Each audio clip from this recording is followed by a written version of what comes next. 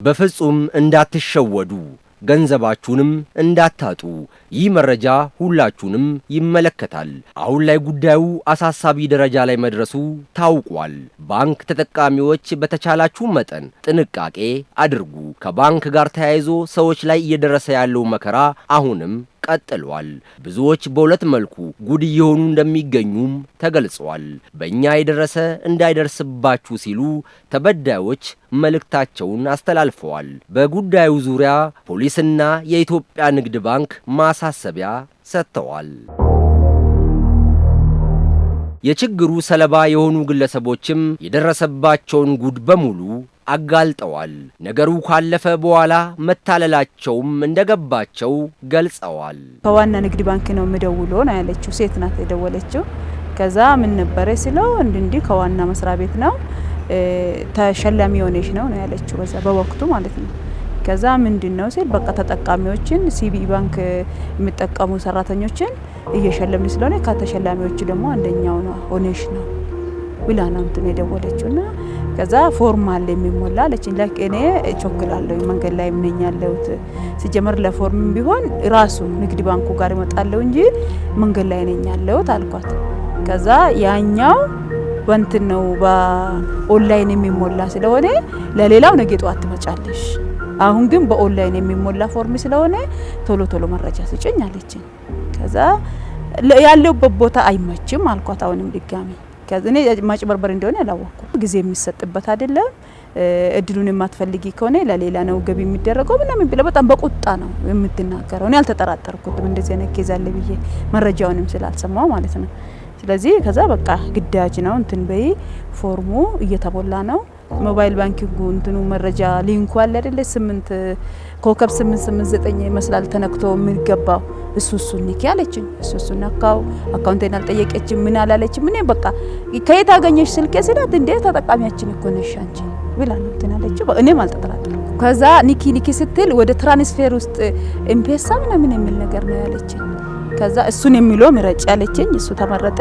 ከዛ በቃ ትራንስፈር መሆኑ ራሱ ቆይቼ ከወደ ራስ እንትን እንዴ ትራንስፈር ማድረግ እንዴት ማለት ነው ብዬ ከመቼ በኋላ ነው በቃ በኋላ ስልኩ በቃ በደጋጋሚ እየደወለች አጋጣሚ ከአንድ ጓደኛዬ ጋር ነበር ከስብሰባ ወጥተን ልጅ ልናወጣ ምን ይሮጠው በሷ ራሱ እንትን ብላ ደውላ እንትን ስትል በቃ ስልኬ እንትን አይልም በጣም በጥራት አያሰማም ነበር ይቆራረጣል። ለካሷ የምታቆራርጠው ያን ፕሮሰስ ለማስኬድ ነበር ይመስለኝ። ከዛ በኋላ ወደ ማታ አካባቢ የአካውንቴን ሲያይ 17200 ብር ሲያዩ የለም። ስልኬ ጋር ተደወለና ከንግድ ባንክ ነው የምንደውለው አሉት። እሺ ምን ልታዝ ምናምን ነገር ስላቸው አካውንቱንና ፋይዳውን ለማያያዝ ስንል ነው የደወልነው ከንግድ ባንክ ነን አሉ። እሺ አልኳቸው። የንግድ ባንክ ተጠቃሚ ነው? አዎ። ሞባይል ባንክ ይጠቀማሉ? አዎ እጠቀማለሁ። ለማያያዝ ስለሆነ የምንነግሮትን ፕሮሰስ እየተከተሉ ቶሎ መጨረስ እንችላለን። አስቸኳይ ነው ሊዘጋ ነው ያው ጊዜ ገደቡ ስለደረሰ በቃ ሊዘጋ ነው። እሺ አልኩኝ። የምንነግሮትን ስቴፕ ይጠቀሙ ይከተሉ አሉኝ። እሺ ከዛ ስልኮ በተን ነው ወይስ ታች ነው አሉኝ። አይ በተን ነው አልኳቸው። ከዛ በኋላ በቃ ለመጨረሻ ጊዜ አካውንቱ መቼ ነበር ያንቀሳቀሱት አለኝ። እሺ ስንት ብር አወጡ ለመጨረሻ ጊዜ? 3000 ብር። ቀሪ ስንት ብር አለ አለኝ። 4000 ብር አልኩት። 4000 ብር ሲለው ከዛም በኋላ ያለውን ፕሮሰስ ቶሎ እየተከተሉ የንጫኑ እያለኝ እየተጫንኩ እያለ 3800 አለኝ። 3800 ኮድ ያስገቡ እያለ እንደዛ የሚለኝ ከዛ ያንን ተጫንኩኝ። ከዛ ያወራን እያለ ቴክስት ገባልኝ። ከዛ መጨረሻ ኮምፕሊት አለኝና ቴክስት ሲገባልኝ ስልኩን ዘግቼ ሳየው አካውንቴ ላይ ተቆርጧል። ከዛ መልሼ ስደውልለት አይ ብር እኮ እንደዚህ ተቆርጧል፣ አይ ወደ ፋይዳው ነው ገቢ የተደረገው ወደ ፋይዳው ተገልብጦ ነው አለኝ። ሁለተኛ ስደውልለት ስልኩ ዝግ ነው ዘጋብኝ። ይህ ውስብስብ የወንጀል ድርጊትን በተመለከተ ሊያስከትል ስለሚችለው ተጠያቂነት በኢፌዴሪ የወንጀል ሕግ ላይ በግልጽ ተቀምጧል። ከንግድ ባንክ ነው የምንደውለው የሚለውን ነገር በሚያነሱበት ጊዜ ንግድ ባንክ የመንግስት ተቋም ስለሆነ የመንግስት ተቋምነቱን አምነው ሰዎች አዎ ከንግድ ባንክ ነው የተደወለልኝ ብለው እምነት ይይዛሉ ማለት ነው። ስለዚህ አታላይነት የሚለው ነገር የሌላውን ሰው እምነት በመጠቀም ጭምር የሚፈጸም የወንጀል ተግባር ነው። በወንጀል ሕጉ አንቀጽ 691 ላይ 92 ላይ በግልጽ የተቀመጠበት ሁኔታ አለ። ወንጀል ከሆነ ደግሞ የወንጀል ድርጊቶች በሙሉ ቅጣት እንዳላቸው በግልጽ ይቀመጣል። የማይገባውን ብልጽግና ለማግኘት ወይም ለሌላ ሰው ለማስገኘት በማሰብ የሚሰራ ስራ በሙሉ ወንጀል ነው ብሎ ሕጉ ካስቀመጠታል። ስለዚህ ወንጀል ነው ብሎ ሕጉ ካስቀመጠ ደግሞ ቅጣት አለው ማለት ነው።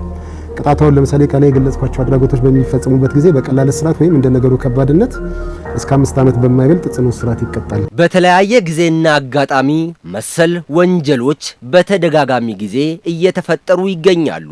ስለዚህ ሁሉም በተቻለው መጠን አስፈላጊውን ጥንቃቄ ማድረግ ይኖርበታል። ሞባይል ባንኪንግ የምንጠቀምበትን ሞባይላችንን በጥንቃቄ መያዝ ሲባል ፒን ነምበሩን ለራሳችን ብቻ መያዝ አንደኛው። ሁለተኛ ፋክተር አውተንቲኬሽን መጠቀም ላይክ ለምሳሌ ፓተርን ሊሆን ይችላል፣ ባዮሜትሪክስ ሊሆን ይችላል። በአሻራችን በእጃችን አሻራ በምስላችን ወይም ደግሞ በአይናችን አሻራ መጠቀም አይነት ቴክኒኮችን መጠቀም ሊኖርብን ይችላል። ሶስተኛው እንዳው ያገኘነውን በሶሻል ኢንጂነሪንግ ወይም ደግሞ ይሄ ፊሺንግ የምንለው ቴክኒኮች አሉ። እነዛን ቴክኒኮች የሚጠቀሙ አጭበርባሪዎች አሉ።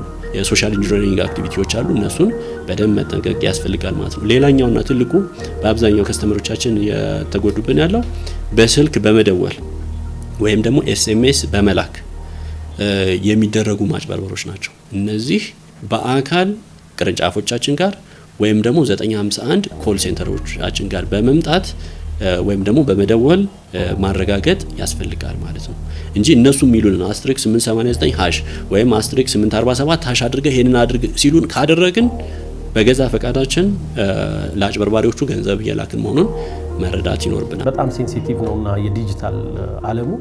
ስለዚህ ህብረተሰቡ ከዚህ ጋር ተያይዞ የተለያዩ የወንጀል አፈጻጸም ስልቶች ራሱ ቴክኖሎጂው ሲመጣ ደግሞ ተከትሎት የሚመጡ ነገሮች ስላሉ ለነዚህ ነገሮች ራሱን አዌር አድርጎ ራሱን አዘጋጅቶ የሚያጋጥሙ ማናቸውም ከህግ አግባብ ውጪ የሆኑ ነገሮች ሲያጋጥሙት ኢሚዲየትሊ ለተቋሙ፣ ለፖሊስ፣ ለሌሎች የጸጥታ አካላቶች መረጃውን በመስጠት ራሱንና ማህበረሰቡን ከተለያዩ የወንጀል ጥቃቶች መጠበቅ መቻል አለበት የሚለውን መልእክት ነው ማስተላልፈው።